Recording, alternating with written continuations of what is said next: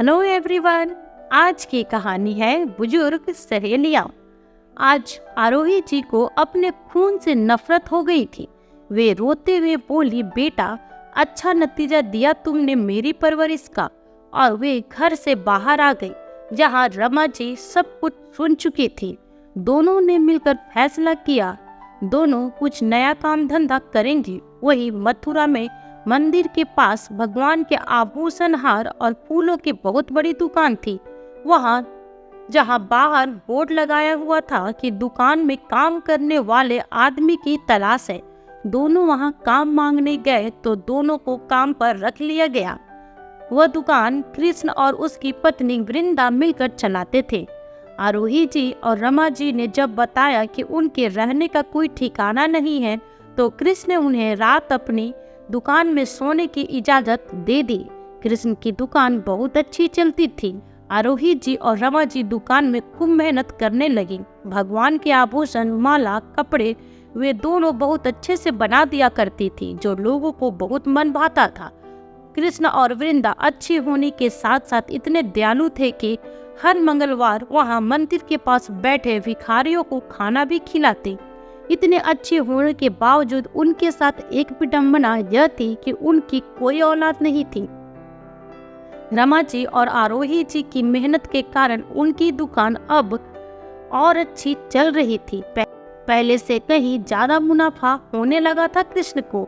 अब दोनों वृद्धों पर विश्वास हो गया था। एक दिन कृष्ण उनसे खुश होकर बोला, आप दोनों के आने के बाद मेरी बहुत तरक्की हुई है, इसीलिए मैं आपका पगार बढ़ा देता हूँ और एक वादा चाहता हूँ कि भविष्य में कभी मैं और मेरी पत्नी अगर इस शहर में नहीं हैं, तब भी आप दोनों यह दुकान इतनी ईमानदारी से ही चलाएंगे और हर मंगलवार मंदिर के बाहर बैठे लोगों को खाना जरूर खिलाएंगे।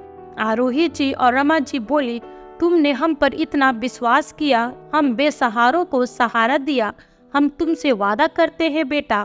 फिर कृष्ण ने आज उनसे उनकी व्यथा पूछी तो आरोही जी ने कहा, दरअसल बेटा बात ऐसा है कि एक दिन मैं मंदिर आई थी। वहां से भजन खत्म होने के बाद जैसे ही अपने घर की ओर जा रही थी, तभी मेरी नजर सर्दी में ठिठुरते उस औरत पर जा पड़ी, जिसके पास न ओढ़ने को शॉल थी न ही स्वेटर, और ठंड में ठिठुर रही थी। मैं उसे देखकर सोचने लगी, कैसी औरत है, इतनी ठंड में ऐसे ही घूम रही है, मरना है क्या। फिर मैं जैसे ही उसके पास गई तो उसे देखकर चौंक गई और बोली, अरे रमा, तू यहाँ कैसे, और इतनी ठंड में तेरे पास ओढ़ने को कुछ भी नहीं है क्या। मैंने अपनी शॉल उतारकर उसे ओढ़ा दी। तब जाकर रमा का ठंड से ठिठुरना थोड़ा कम हुआ और वो मुझे आशीर्वाद नजरों से देखकर रोने लग गई। रमा और मैं बचपन की दोस्त थे, दोनों एक ही मोहल्ले में साथ में पले बढ़े थे।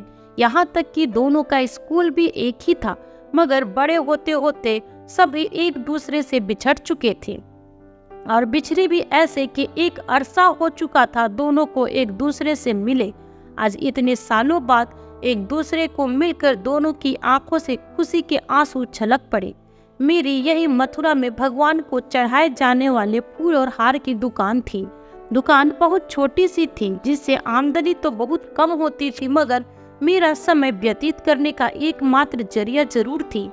मुझे मथुरा में बसे एक अरसा बीत चुका था, मगर आज अपनी सहेली रमा को इस तरह यहाँ देखकर हैरानी हो रही थी। मुझे रमा रोते हुए बोली, बहन क्या बताऊं मेरे साथ जो घटित हुआ है, भगवान किसी को ऐसा दिन ना दिखाए। मैंने कहा, क्या हुआ बहन, खुलकर बताओ, मैं कुछ समझी नहीं। तब रमा बोली, मेरी बहू और उसके पिताजी ने 4 धाम यात्रा का प्लान बनाया। बेटी कमल ने अपनी व्यवस्था के चलते यात्रा में आने से मना कर दिया, इसलिए मैंने भी बहू से यात्रा में जाने को मना कर दिया। मगर मेरी बहू रावी और उसके पिताजी ने मुझे यात्रा पर चलने के लिए बहुत आग्रह किया। मेरा तो मन बिल्कुल भी नहीं था, लेकिन बहू बोली, माँ जी आपकी 4 धाम यात्रा हो जाए, इसलिए तो मेरे पापा ने यह प्लान बनाया है और आप ही अब मना कर रही हैं। मेरे बेटे बहू का व्यवहार मेरे लिए हमेशा खट्टा ही रहा है, मगर बहू के पिताजी गोपाल जी मुझसे हमेशा अच्छा व्यवहार करते थे, इसीलिए गोपाल जी के आग्रह को ठुकरा न सकी और इनके साथ यात्रा पर निकल पड़ी। हम लोग जब हरिद्वार पहुंचे तब तक तो सब सही चल रहा था, मगर यहाँ मथुरा में जब हम लोगों का दर्शन हो चुका तो मैं बहुत थक गई। मुझे थकान लग रही थी। मैं अपने पैरों से चल पाने की हालत में नहीं थी, जिस वजह से मैं बैठ गई। गोपाल जी और मेरी बहू बोले, आप बैठिए, हम आपके लिए पानी लेकर आते हैं। फिर वह दोनों ऐसे गए कि वापस ही नहीं लौटे। मेरे सारे कपड़े, सारा सामान, शॉल, कंबल, पैसे, यहाँ तक कि मोबाइल फोन भी उन्हीं के पास पड़ा हुआ है। मैं अकेली बहुत देर तक उनकी राह देखती रही। मुझे मेरे बेटे का मोबाइल नंबर याद था, इसलिए मैंने एक राहगीर से फोन मांगकर मेरे बेटे को फोन किया और उसे सारी आप बीती बताई। बेटा बोला, माँ आप वहीं रुकिए, मैं रावी और उसके पिताजी को फोन कर अभी बताता हूँ, आप वहीं खड़े रहना। बेटे के मुंह से प्यार भरे शब्द सुनकर मेरी जान में जान आई। वह राहगीर भी थोड़ी देर मेरे पास खड़ा रहा कि शायद उसके मोबाइल पर मेरे किसी परिचित का फोन आए, मगर न किसी का फोन आया और न ही कोई मुझे वापस लेने आया। मैं जान गई थी कि यह सब मेरे साथ जानबूझकर किया गया था, ताकि मैं बेबस होकर बस इसी मथुरा की गलियों में घूमती रह जाऊं और बेटे बहू का मुझसे हमेशा के लिए पीछा छूट जाए। यह सब सुनकर मैं भी रो पड़ी और बोली, तू फिक्र मत कर, मेरा घर यही पास में है, चल तू मेरे घर चल। कहकर मैं रमा को अपने घर चलने के लिए जिद करने लगी, पर रमा मुझसे कहने लगी, आरोही मुझे मेरे हाल पर छोड़ दे, मैं तुझ पर बोझ नहीं बनना चाहती। मैंने बोला, जब तू मेरे साथ नहीं चलेगी तो मैं भी यहाँ से नहीं जाऊंगी। मगर रमा किसी पर अपना भार नहीं डालना चाहती थी, इसलिए वो मेरे आग्रह को मान नहीं पा रही थी। उतने में सामने से आती एक कार दिखी, जिसमें से मेरा बेटा कार्तिक उतरकर बोला, माँ इतनी रात गए आप यहाँ अपने सहेली के साथ मिलकर गप्पे मार रही हैं और हम लोग कब से घर में आपकी राह देख रहे हैं, कम से कम टाइम तो देख लिया कीजिए। वहाँ सुमन भी कब से भड़की हुई है, चलिए आइए मेरे साथ, कार में बैठिए। कार्तिक इतने गुस्से में था कि मैं चुपचाप उसके साथ जाकर उसकी कार में बैठ गई। रमा मेरी मनस्थिति समझ सकती थी। वो जान चुकी थी कि उनकी सहेली आरोही की हालत भी उनके जैसी ही है। मैं जैसे ही घर पहुंची, सुमन भड़क कर बोली, माँ जैसे जैसे आपकी उम्र बढ़ती जा रही है, लगता है आपकी बुद्धि सिटिया गई है। बेचारा कार्तिक ऑफिस से थका हारा घर आया और आकर भी उसे आपको ढूंढने निकलना पड़ा, और मैं भी ऑफिस से आकर थक गई हूँ, मगर आपको तो अपनी घुमकड़ी से फुर्सत कहाँ है, पता नहीं कहाँ कहाँ गप्पे मारती रहती हैं। बेटे बहू पर तरस खाइए जरा और परेशान करना बंद करिए। मैं बिना कुछ बोले चुपचाप अपने कमरे में सोने चली गई। कुछ दिन मुझसे खाना भी नहीं खाया गया था। वैसे भी सुमन तो कभी मुझे खाना पूछती भी नहीं थी। रसोई में जो कुछ भी बचा खुचा होता था, मैं उसी को खाकर अपना पेट भर लेती थी। मेरे पति के चले जाने के बाद बस जैसे तैसे जिंदगी काट रही थी। जिंदगी जीना तो कब से छोड़ चुकी थी। रात के 3 बज चुके थे। मुझे तो रह रह कर अपनी दोस्त का ख्याल आ रहा था। बिल्कुल भी नींद नहीं आ रही थी और मैंने अपने कमरे का दरवाजा खोला। चारों तरफ सन्नाटा पसरा हुआ था। बेटा बहू अपने कमरे में सो रहे थे। मौका पाकर घर से बाहर निकल गई और वहीं पहुंच गई जहां मैं रमा को छोड़कर आई थी। वहां जाकर देखा तो रमा कुछ लकड़ियों को और सूखे पत्तों से आग जलाकर वहां बैठे ठंड से बचने का प्रयास कर रही थी। रमा ने जैसे ही मुझको अपने पास आते देखा, वह चौंक गई। इतनी रात में वापस क्यों आ गई? और अगर मेरे बेटे बहू को यह भनक लगी तो वे लोग मुझे कितना सुनाएंगे। मैंने बोला, रमा माफ करना, उस समय मुझे तुझे यूं अकेला छोड़कर जाना पड़ा, मगर मैं क्या करती। रमा बोली, बहन आरोही कोई बात नहीं, मगर तुम्हें इतनी रात वापस यहाँ नहीं आना चाहिए था। मैं बोल पड़ी, बचपन की सहेली है तू मेरी, तेरे लिए 2 गालियां और खा लूंगी, मगर तेरा साथ नहीं छोड़ूंगी। दोनों उस रात थोड़ी देर वहीं बैठे आग सेकते रहे। फिर मैंने अपनी दुकान खोली, जिसमें जाकर हम लोग सो गए। दूसरे दिन सुबह जब कार्तिक और सुमन को मैं घर में कहीं नजर नहीं आई, तो उन्हें लगा शायद मैं बाहर टहलने गई होंगी। दोनों को ड्यूटी पर जाना था, इसलिए वे दोनों घर की चाबी पड़ोस में देकर ऑफिस चले गए। थोड़ी देर बाद मैं रमा को अपने घर लेकर गई और बोली, आज मैं तुझे अपने हाथों से बनी चाय और खाना खिलाऊंगी। वहीं दूसरी ओर सुमन का आज ऑफिस में सिर दुखने लगा था, जिस वजह से उसने कार्तिक को फोन किया और हाफ डे लेने की बात कही। कार्तिक बोला, सुमन तुम घर पहुंचो, मैं भी घर आ जाता हूँ। आज मेरा भी ऑफिस में काम करने का मन नहीं कर रहा है। थोड़ी देर बाद दोनों घर पहुंच गए। जैसे ही घर में घुसे देखा मैं अपनी और रमा के लिए थाली लगा रही थी, उसमें खाना सर्व कर रही थी। मैंने सारा गरम गरम खाना अपने हाथों से बनाया था। यह देखते ही मेरी बहू ने दोनों हाथों से थालियां छीनकर कही, माँ जी, हमारे पीठ पीछे आपने घर में यह ड्रामा लगा रखा है। हम दोनों पति पत्नी ऑफिस कमाने जाते हैं और आप घर में यहाँ मजे कर रही हैं। कार्तिक बोला, माँ मेरा घर है, कोई धर्मशाला नहीं जो आप रास्ते से किसी भी भिखारी को यहाँ ले आए हैं और हमारे घर में खाना खिलाए। यह सुनकर मुझे बहुत गुस्सा आ गया और मैं बोली, बचपन की सहेली है यह मेरी, भिखारी नहीं। कार्तिक भी गुस्से में बोला, हाँ होगी आपके बचपन की सहेली, हम क्या करें, इसको हमारे घर तो नहीं रख सकते ना। मैं अपने दोस्त की और बेइज्जती सहन नहीं कर पाई और बोली, चलो रमा यहाँ से, अब मैं भी कभी यहाँ वापस नहीं आऊंगी। अब तक मेरे बेटे बहू मेरी ही बेइज्जती करते थे, मगर आज तुम्हारी बेइज्जती कर इन्होंने सारी हदें पार कर दी है।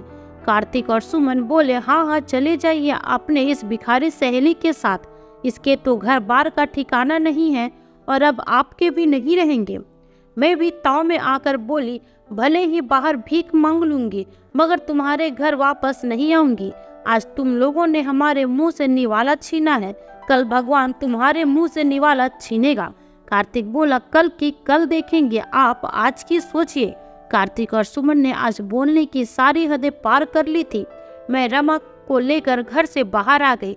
उस दिन मेरी आंखें आंसुओं से भीग गई। हम लोग जैसे ही घर से बाहर आए, रमा ने मुझे समझाते हुए कहा, तू मेरी वजह से तेरा घर क्यों छोड़ रही है? मैं तो बेसहारा हो ही गई हूँ, तू क्यों बेसहारा हो रही है? मैं बोली, पति के जाने के बाद वैसे भी बेटे बहू ने कभी का गिलास तक न पूछा मुझे रमा। वह कहते हैं ना, जोड़े में से एक भी चला जाए तो बेचारा दूसरा इंसान जिंदा रहकर भी मुर्दा के समान जिंदगी काटता है। कुछ ऐसी ही हालत है मेरी। ना कोई इज्जत करता है घर में मेरी और ना ही किसी को मेरी फिक्र है। कम से कम तेरे जैसी एक सहेली तो है मेरे पास जो कभी साथ नहीं छोड़ेगी, चाहे कैसी भी परिस्थिति हो। रमा भी मेरा साथ पाकर बहुत खुश हुई। हम दोनों सहेली घर से निकल पड़े। मेरे पास अपनी दुकान की चाबी थी, दोनों अपनी दुकान पर ही आ गए। अब तक खाना भी नसीब नहीं हुआ था क्योंकि बहू तो हमारी थाली तक छीन चुकी थी और बोलने की सारी हदें पार कर चुकी थी। मेरे पास दुकान से कमाई हुई आमदनी थी। हम दोनों ने उन्हीं पैसों से खाना खाया और रात को दुकान में ही सो गए। दूसरे दिन एक व्यक्ति दुकान पर आकर बोला, अब यह दुकान मेरी है, आप लोगों को यहाँ से जाना होगा। यह सुनकर मुझे बहुत बड़ा झटका लगा। मैं बोली, यह मेरी दुकान है। वह आदमी बोला, हाँ, आपके बेटे ने रातों रात यह दुकान मुझे बेच दी है। आप चाहे तो एग्रीमेंट के कागज देख सकती हैं। एग्रीमेंट के कागज देख भड़कते हुए मैं कार्तिक से मिलने घर पहुंची और बोली, तुम्हारी इतनी हिम्मत, तुमने मेरी दुकान बेच दी जो एकमात्र मेरे कमाने और रहने का जरिया था। कार्तिक अपनी माँ पर चिल्लाते हुए बोला, आप जिस अकड़ से यहाँ से गई थी वह अकड़ छीन ली मैंने आपसे पहले ही कह दिया कि मेरी दुकान धर्मशाला नहीं है। अब आप भी आपके दोस्त की तरह भिखारी हो गई हो। लोग कटोरा और दोनों भीख मांगो। जिस दुकान के घमंड पर आप घर से निकली थी, मैंने और सुमन ने सोचा क्यों ना आपसे आपका वो घमंड ही छीन ली जाए, फिर देखते हैं आप वापस यहाँ हाथ फैलाने कैसे नहीं आती हो। उसी पल मैंने सोच लिया कि मर जाऊंगी पर लौटकर अब कभी नहीं यहाँ आऊंगी। और फिर वहाँ से हम दोनों सहेलियाँ निकल गई। चलते चलते हम दोनों बाके बिहारी मंदिर पहुँच गए, जहाँ हमने तुम्हारे दुकान के बाहर लिखा देखा कि तुम्हें अपने दुकान में काम करने के लिए लोगों की जरूरत है, तभी से हम यही हैं तुम्हारे पास। दोनों वृद्ध सहेलियों ने अपनी सारी आप बीती कृष्ण को बताई। कृष्ण को आरोही जी और रमा जी पर बहुत तरस आया और बोले, अगर बच्चे ऐसे होते हैं तो मैं भगवान का शुक्र मानता हूँ कि उन्होंने हमें बेऔलाद रखा। कृष्ण घर जाकर वृंदा को सारी बात बताई तो वृंदा को भी दोनों पर तरस आया और वो बोली, वो दोनों जब काम मांगने आई थी तभी उनके चेहरे पर एक अलग ही पीड़ा थी। निराशा उनके चेहरे से साफ झलक रही थी। सच ऐसी औलाद से तो वे औलाद ही होना अच्छा है। हम वे औलाद ही अच्छे हैं। अगली सुबह वृंदा उन दोनों से मिलने दुकान पहुंची तो देखा आरोही जी भगवान के आभूषण और रमा जी कपड़े बना रही थी।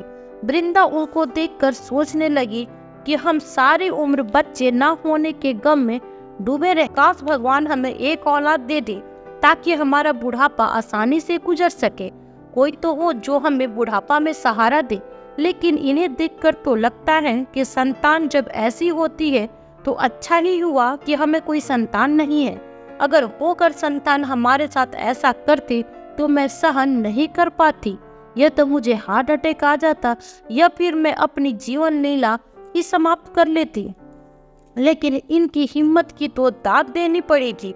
इन्होंने जो किया वो काबिले तारीफ है। तभी रमा जी बोली, अरे मेम साहब आप कब आए? वृंदा ने कहा, जब आप दोनों काम करने में मग्न थी। कृष्ण ने बताया, आप दोनों के बारे में क्या आप लोग अपने बच्चों को सजा नहीं दिलवाना चाहती हैं? अगर आप चाहती हैं तो अपने बेटे बहू को आप सजा दिलवा सकती है और उन्हें आपकी सेवा भी करनी होगी। साथ ही आपको हाथ खर्च के लिए पैसे भी देने होंगे, नहीं तो उन पर कठोर कार्रवाई होगी। मैं आपकी इसमें मदद कर सकती हूँ। मेरा छोटा भाई पुलिस में और बड़ा भाई वकील है। अगर आप दोनों कहे तो मैं उनसे आपके बारे में बात करूँ। आरोही जी और रमा जी वृंदा की बातों को सुनकर एक टक उन्हें देखती रह गई। कुछ देर सोचने के बाद रमा जी बोली, जो बच्चे हमें बोझ समझकर हमसे पीछा छुड़ाना चाहते हो, हमारा अपमान करते हो, हमें अपने आगे कुछ नहीं समझते, हम उनके पास वापस नहीं जाना चाहते और न ही उनके पैसों की हमें आवश्यकता है। बाके बिहारी की कृपा से हमारे जीने खाने की व्यवस्था हो गई है। हम जहाँ हैं खुश है। बस प्रभु से यही प्रार्थना है कि हमारे बच्चों को सद्बुद्धि दे और वो जहाँ भी हो खुश रहें। आरोही जी भी रमा जी की बातों में हाँ में हाँ मिला रही थी। वृंदा ने उन्हें नतमस्तक किया और कहा, धन्य है आप जैसी माए, और वो वहाँ से चली गई। बहुत समय से कृष्ण और वृंदा कहीं घूमने नहीं गए थे। उन्हें कभी दुकान से फुर्सत नहीं मिली, पर अब रमा जी और आरोही जी के आने से उनके पास पर्याप्त समय था और उन पर बहुत विश्वास भी हो गया था। इसलिए दोनों विदेश यात्रा घूमने का प्लान बनाया। आरोही जी और रमा जी के भरोसे दुकान छोड़ दोनों विदेश यात्रा के लिए निकल पड़े। मगर रास्ते में उनका प्लान क्रैश हुआ और दोनों भगवान को प्यारे हो गए। यहाँ आरोही जी और रमा जी मन लगाकर दुकान संभाल रही थी और हर मंगलवार को बेसहारा लोगों को खाना भी खिला रही थी। दोनों की बहुत समय से वृंदा और कृष्ण से कोई बात नहीं हुई थी। वे सोच रही थी कि विदेश से फोन करना असंभव होगा, तभी तो दोनों ने फोन भी नहीं किया और जब भी यहाँ से ये लोग फोन करते तो उनका नंबर बंद आता। रमा जी और आरोही जी को अब उनकी चिंता होने लगी थी। वृंदा और कृष्ण को गए 1 महीने हो गए थे, मगर वे लोग अब तक क्यों नहीं लौटे। यही सोचकर दोनों सहेलियां पुलिस स्टेशन गई और सारी बात बताई। पुलिस ने पता करके बताया कि उनकी प्लेन तो कब की क्रैश हो चुकी है और वे लोग अब इस दुनिया में नहीं रहे। दोनों सहेलियां यह सुनकर बहुत रोई, मगर उनसे किया वादा भी तो पूरा करना था, इसलिए दोनों ने वह दुकान ईमानदारी पूर्वक चलाना नहीं छोड़ा। एक मंगलवार जब वे लोग मंदिर के बाहर बैठे लोगों को खाना खिला रहे थे तो आरोही जी ने अपने बेटे बहू को उस लाइन में बैठे देखा। आरोही जी उन्हें देख उनकी थाली में खाना डाले बिना वहां से निकल गई, मगर पीछे से रमा जी आई और उनकी थाली में खाना डाल दिए। कार्तिक और सुमन उनके सामने रोते हुए बोले, हम लोगों ने आप लोगों के साथ इतना बुरा व्यवहार किया, इसलिए शायद भगवान ने हमारा यह हाल कर दिया, हमें माफ कर दीजिए। रमा जी बोली, मैं तो माफ कर दूंगी, मगर तुमने देवी जैसी तुम्हारी माँ का इतना दिल दुखाया है, जिसे भगवान भी माफ नहीं करेगा। लो खाना खा लो और किसी चीज की जरूरत हो तो बता देना। कार्तिक और सुमन हाथ जोड़े एकटक उनको देखने लगे। उन दोनों की आंखों में आज आंसू थे। आज उन्हें वह दिन याद आ रहा था जब उन्होंने अपनी माँ और उसकी सहेली के खाने की थाली तक छीन ली थी और आज वही इन्हें खाना परोस रही थी।